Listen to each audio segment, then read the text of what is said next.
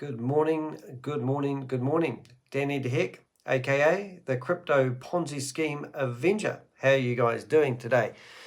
The week that was, well, it's Friday, and I can't remember. I don't think I did this on Monday, and normally I do the week that was on the Monday, but it's probably more fitting to do it on a Friday. So even like my podcast that I do a weekly, I do a weekly podcast every 6 weeks.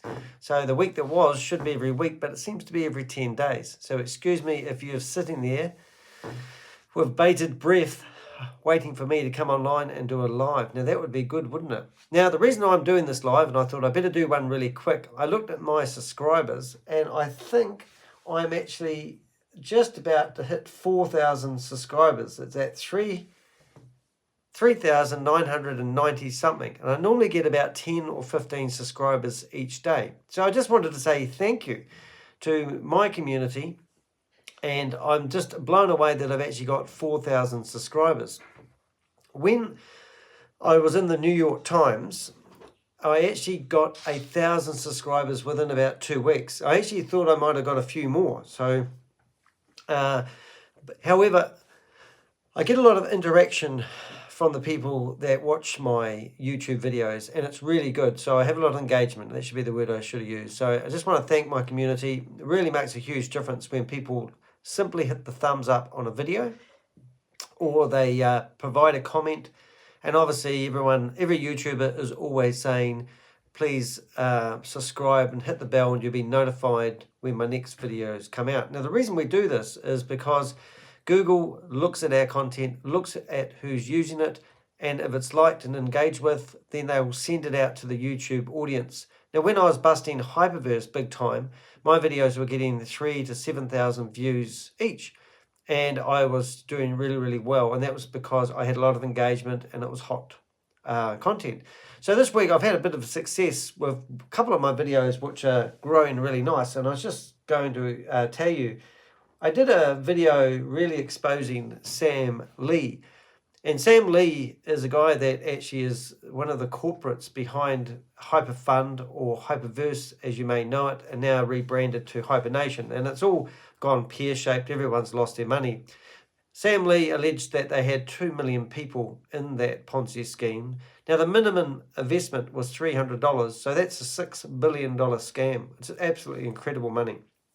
So obviously when I do a video about him, it gets a lot of traction. So the video I did last week was actually showing a transaction that was $942 billion. And I even put the wallet address. Now that sum actually went from Hyperverse's account, so I've been told. Now I'm not 100% sure how to track all that, but I put the wallet address that I got on the video. Now that video has got about 1,700 views in 9 days, so that's pretty good going. The other video is I did part 7 on Stephen McCullough.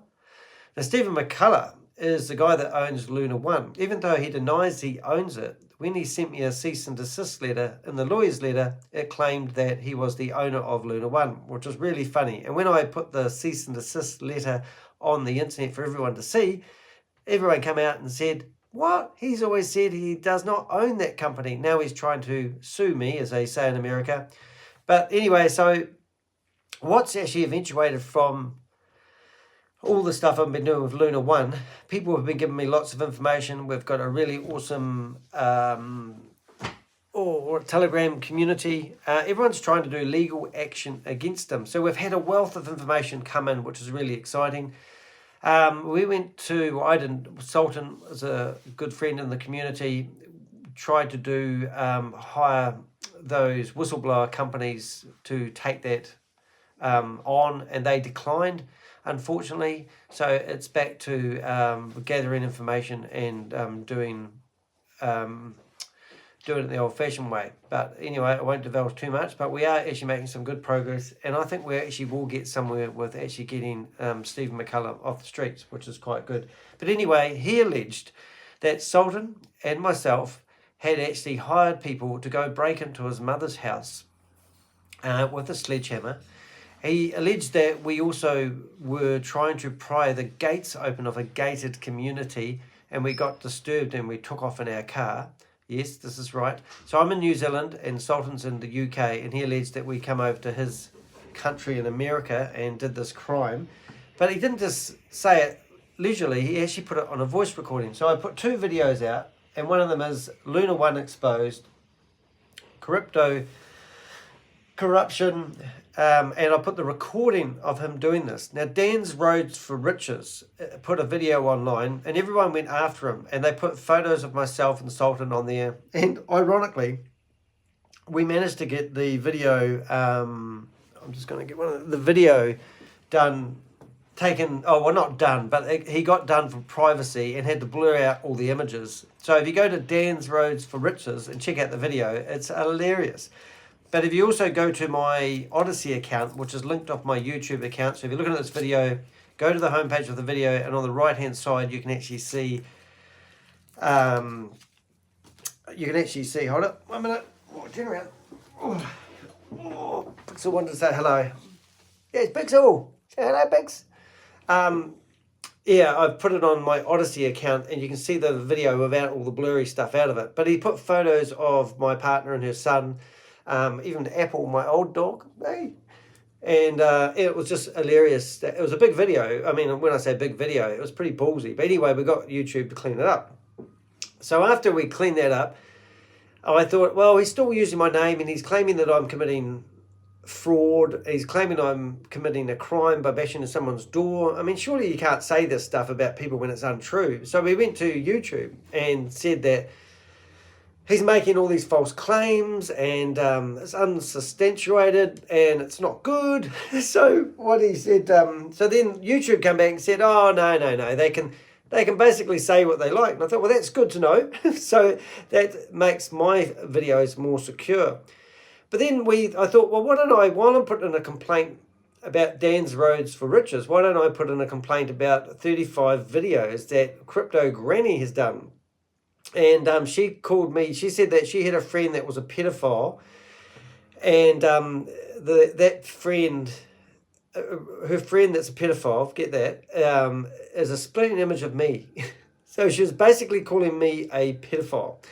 Anyway, so with that content, we reported 4 videos, and all of them got restricted. One of them actually got removed for sexual content. So I don't know what she's doing, but anyway, in our community, she is now ropeable. She's she's not in our community, but we get messages sent back and forth, bit of a hoot, so a bit of a laugh.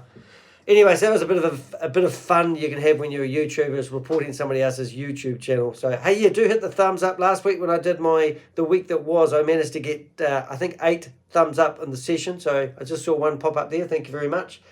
So the other real big news is probably wewe.Global. Now, if you're not familiar with wewe.Global, I thought it was a lot bigger than it was. I just read an article that said that wewe.Global, according to LunaPay CEO, the ecosystem is currently holding more than 150 users, active users, and closed over, it's got $155 million worth of assets. Now that's coming from the owner of LunaPay, which is basically wewe.Global. wewe.Global are claiming to have digital assets, and they're out there at the moment running seminars. Well, they were running seminars in New Zealand and Australia, and this guy Steve and Mark Tony Seymour, is it Mark Tony Seymour? I might have his name wrong, but anyway, Steve Condos, I think it's Condos, I might have to call him Condom, Steve Condom. He's been promoting numerous multi-level marketing schemes over the years.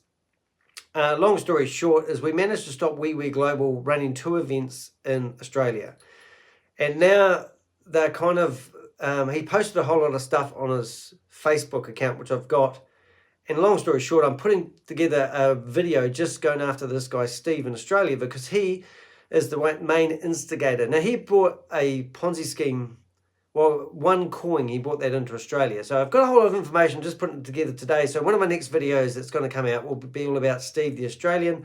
And I'm sort of alleging he's the biggest multi-level marketer in Australia's history. And I've gone through 8 scams, or I call them scams, or schemes that he's promoted that are all to do with multi-level marketing. I'm going to put a video out about that, which is going to be quite exciting.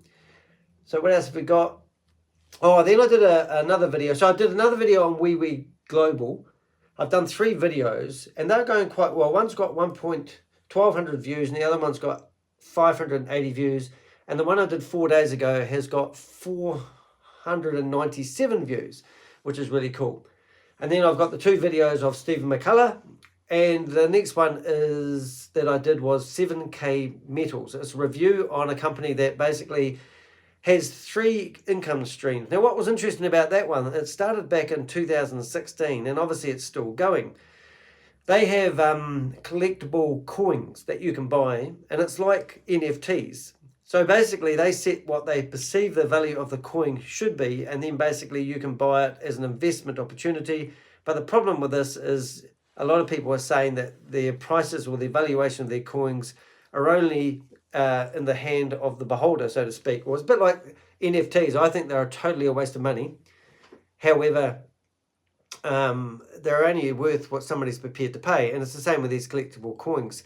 But anyway, there's nothing wrong with doing that. We can all create anything we like as an artist and sell it to somebody who might think it will go up in value. So the next part of the 7 metals thing I thought was interesting. They also sell gold and silver. So, and then I read some of the reviews, and people were complaining that their gold and silver is ridiculously expensive, and theoretically what you could do is you could just buy your own gold and silver and bypass their company altogether and buy more gold, because you can get more savings out of, more whatever out of your gold. So I thought that was quite interesting, but still that's not an illegal activity, is it, Pixel? No, it's not. So I didn't really strike it. But then when we looked at the multi-level marketing side of it, a guy that was by the name of Mike Tharp, it's T Harp with a T in front of it. So Tharp, I think I was saying it right. He was promoting it, and he was been messaging me for a couple of weeks, and he's really aggressive. He's basically telling me that the world's going to stop spinning, the banks are going to fall over, your money in the bank's losing its value, and the only way to secure your future is buying gold bars and silver bars and metals and collectibles from the shop. And so I said, well, I'm not really interested in that because I haven't got enough money to invest in anything anyway. However, I'll bear it in mind, and all I could think of is when the world apocalypse comes. Right, Pixel, you're hopping down. When the world apocalypse comes, we'll be running around with our pliers and cutting off little bits of gold, buying loaves of bread in the supermarket. I mean, really? So that was quite funny. So I did a good web review on that one, and I went through and basically I'm using a lot of AI at the moment, and I don't know if you guys have done it, but there's a site called openai.com. I think it is. I'll just refresh it. And it's really helped me. It's called OpenAI. Yeah, so openai.com. And it's really helping me write my content and help me produce content. And it's a new way of doing something. If you haven't tried it, a lot of people, I don't want to be written by AI, but I'm dyslexic. And when I write messages, people just think I'm not professional. So I had this guy give me a bit of a barreling, how he said I didn't know what I was talking about. Well, I do, but I can't express. So I write a whole lot of bullet points of the stuff that I want to get across, and then I go into OpenAI and I'll tell it to write me these bullet points into a sentence and make it sound professional, and it will do it, and it's absolutely brilliant for me. So if you go to my YouTube channel, don't think, well, I am using AI to reply to people, but I'm not just pushing a button, I'm actually agreeing with what it says, and it's a new way of thinking, really, isn't it, using this AI? So it's pretty cool. Other things that's been happening, I don't know what else has been happening. I think that's about it. So I've got 2 videos coming up. Oh, yes, there is another video. So I've got the one about Stephen Kondo. I can't even say his name. I'll see if I can spell it. Condos?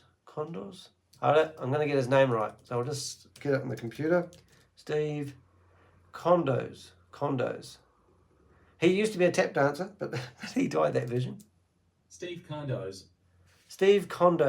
Condos? I don't know how to pronounce it. So sorry. So anyway, that's the video I'm doing. That's going to be a real good one. Got lots of real juicy information. I've got the guy's company's details. I've got his accountant's details. I've also got an ex-business partner when he used to be in called, I think it's called Success something. What was that one called? Success Factory. I'll just give you an idea. Like this guy that I'm doing this one on, it's going to be, he's been in Healthy Coffee, which is sachet coffee. You put in the coffee and it's got this healthy stuff. Organo Gold, One Life, One Coin, Avion, Success Factory, and then it's got the TRX Crypto. I think he's been in Hyper Fund. I've got to find out about that. And now he's in wewe.Global and he's representing New Zealand and Australia. So there's one guy has had a whole career of just promoting multi-level marketing. So I'm going to do a whole article on that. What I'm going to do with that one's going to be quite interesting is I'm actually going to go briefly through all the different multi-level marketing companies he's been pushing since 2008.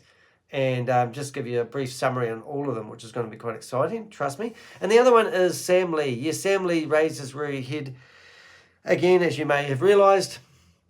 And he's basically trying to convince people to come over to Hyperdeo.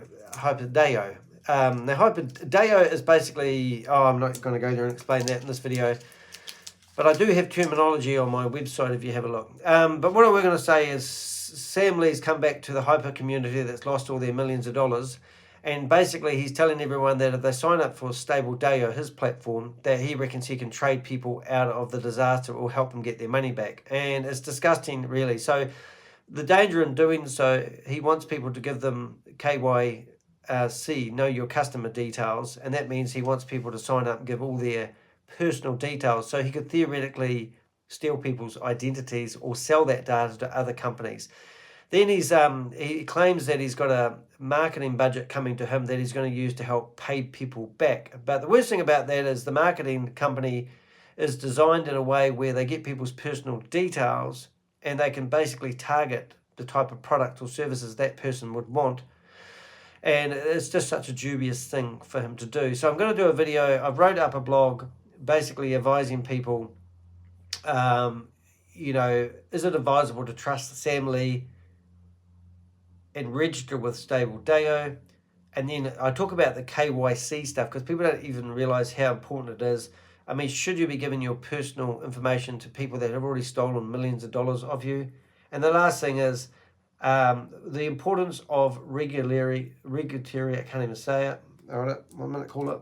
The importance of regulatory compliance in the crypto industry. Yeah, because this is the thing that protects us all in business is regulatory compliance. And these companies claim they've got it. So I've gone into that a little bit and I want to explain to people, you know, what that's all about. So that's my next 2 videos and that's basically me. So I hope you've enjoyed my the week that was. Pixel's gone and let's have a look. Ooh, Pixel's gone to his bed. And if you don't know what I do, this is, I'm just going to show you the office. I've got 2 of these lights, and they light up this green screen, and that enables me to get a real good light. And then this light here lights up my face. I also have a light here, and one down here to get the shadow under the chin, and one up on the wall here. So normally, if I do sounds, and I've got a whole lot of them, that adjusts my light. And you can just chew that up. I've got speakers so I can hear myself, and I've got a Sony,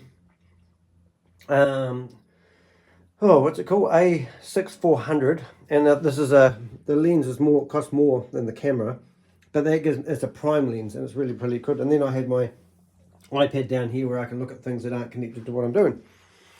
So that's basically the office, and that basically is the week that was. Hope you've enjoyed watching.